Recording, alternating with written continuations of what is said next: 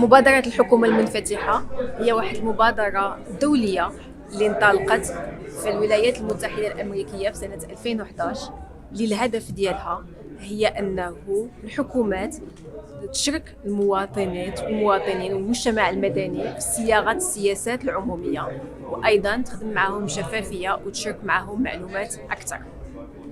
المغرب اليوم هو البلد الوحيد في شمال إفريقيا وفي الشرق الأوسط اللي تيكون في اللجنة ديال القيادة ديال هذه المبادرة. واليوم المغرب عنده الشرف ديال احتضان اللقاء الجهوي ديال إفريقيا والشرق الأوسط اللي حاضرين فيه الممثلين ديال عدد كبير ديال الدول. كانت فرصة باش نشاركوا معهم التجربة المغربية، مثلا في صياغة النموذج التنموي الجديد بطريقة تشاركية، وأيضا صياغة الاستراتيجية الوطنية الرقمية اللي نقوم بالصياغة ديالها اليوم بطريقة تشاركية. كانت أيضا فرصة باش نستفدوا من التجارب ديال الدول الأخرى ونشوفوا التجارب اللي نقدروا نتعلموا منها في المغرب ونستفدوا منها باش نشاركوا المواطنات والمواطنين أكثر بصياغة السياسات العمومية في المستقبل إن شاء الله. Yao Osafo Mafo, Senior Presidential Advisor and the Minister responsible for the public sector reform in Ghana. I'm also the Chairman of the Open Government Steering Committee in Ghana and therefore responsible for anything to do with open government in our country.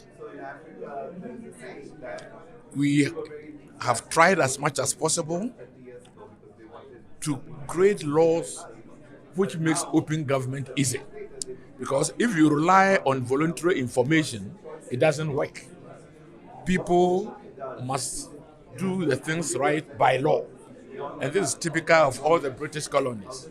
So we have a new company code which has replaced an old one. And in this company code, the ownership of whoever forms a company must be declared in detail, particularly where you have people who are politically exposed involved.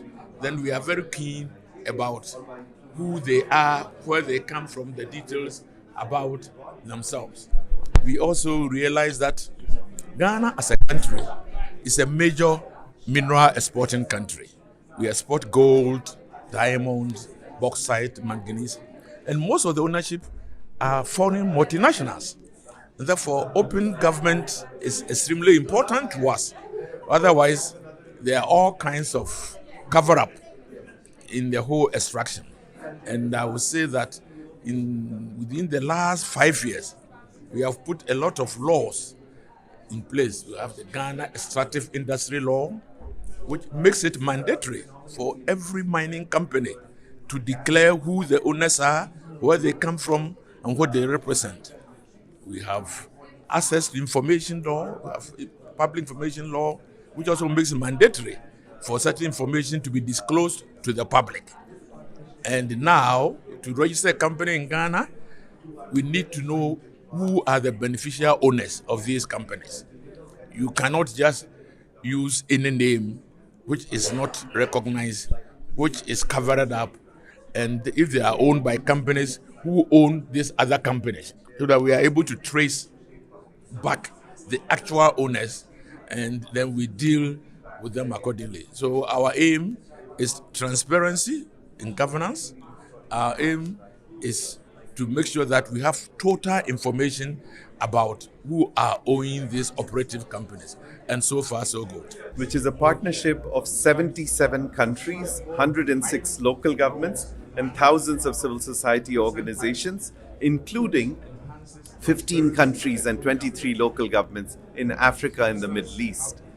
The purpose of this gathering is to connect and collect reformers from government and civil society from around 43 African countries. They are here.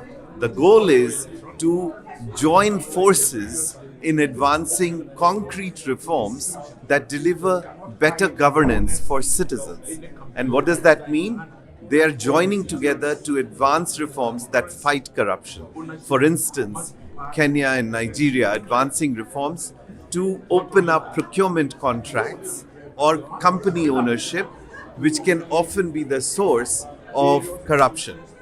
The second area that these reformers are advancing is to empower citizens to shape public policies or public services so that it responds to their needs. For instance, in Ghana, the Shama municipality is advancing reforms to enhance citizen participation in planning and implementing development projects. In Kaduna, Nigeria, there was an audit which found that a health clinic paid by the budget only existed on paper. It was a ghost clinic. So through OGP, this partnership I'm talking about, the budget director created a mobile app and partnered with citizens to give feedback on whether they're getting the health services that are paid by the budget. It led to a record completion of health clinics.